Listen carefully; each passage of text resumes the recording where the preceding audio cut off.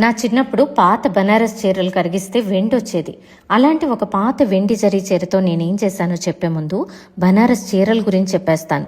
ఇవి చాలా ప్రాచీన వస్త్రాలు. ఋగ్వేదంలో, రామాయణ, మహాభారతంలో హిరణ్య వస్త్రాలను వినిపిస్తాయి. అవి బనారస్ వస్త్రాలేనని కొంతమంది టెక్స్టైల్ ఎంతూసియాస్ట్స్ అంటారు. బనారస్ వస్త్ర వ్యాపారానికి ప్రముఖ కేంద్రంగా ఉండేదని పాళీ సాహిత్యంలో, 2వ శతాబ్దానికి చెందిన పతంజలి సాహిత్యంలో కూడా కనిపిస్తుంది. ఇవి భారతీయ సంస్కృతిలో భాగం. ముఘల్ చక్రవర్తులు వీటికి చాలా ప్రోత్సాహం ఇచ్చారు. అందుకే ఈ డిజైన్లలో ముఘల్ ప్రభావం కనిపిస్తుంది. పూల డిజైన్లు, పైస్లీ, నెమళ్లు ఇలాంటివి ఉంటాయి. గుజరాత్ నుంచి వారణాసికి వలస వెళ్లిన వీవర్స్ వల్లే ఈ నేత ప్రసిద్ధి చెందిందంటారు. పట్టు, బంగారు, వెండి జరీతో నేస్తారు. కాటన్, సిల్క్, ఆర్గంజా, జార్జెట్ ఇలా రకరకాల ఫ్యాబ్రిక్స్ పై నేస్తారు. సంపన్నులు ఈ వస్త్రాలను ధరించడంతో వీటి విలువ మరింత పెరిగింది.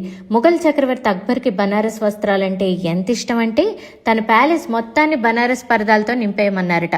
షాజహాన్ పాలనలో రాజులు, చక్రవర్తులు, రాణుల వస్త్రాలు బనారస్లోనే తయారయ్యేవి. రాల్ఫ్ ఫిచ్ టావెర్నియర్ లాంటి వాళ్లు వస్త్రాల గురించి ప్రస్తావించారు. బ్రిటిష్ పాలనలో వీటి ఉత్పత్తి తగ్గిపోయింది. స్వాతంత్ర్యం తర్వాత తిరిగి వీటికి ఆదరణ పెరిగింది. ఒక చీర నేయడానికి 2 వారాల నుంచి 1 సంవత్సరం కూడా పడుతుంది. వీటికి GI ట్యాగ్ కూడా లభించింది.